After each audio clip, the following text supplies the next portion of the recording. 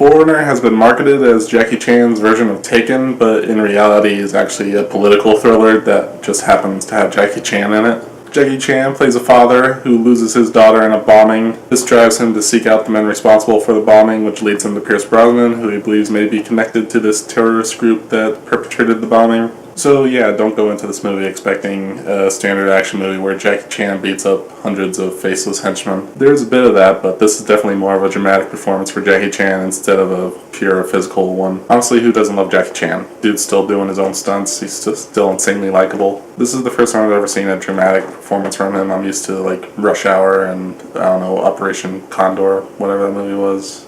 I watched a ton of Jackie Chan movies as a kid. I don't remember all of them. He usually plays the bumbling, in over his head type of character.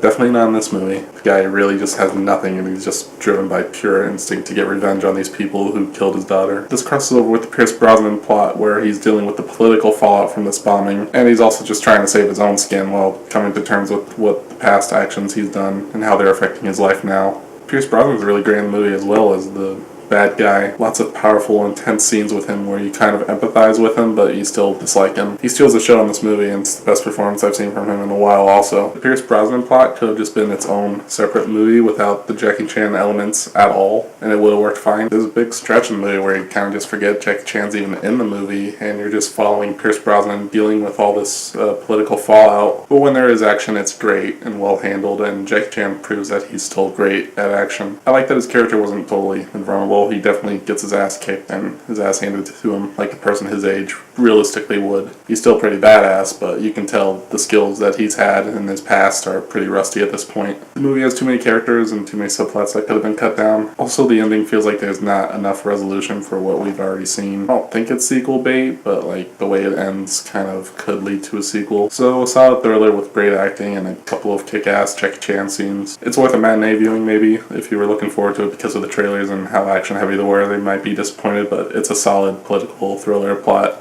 with a couple of kick-ass Jackie Chan sequences.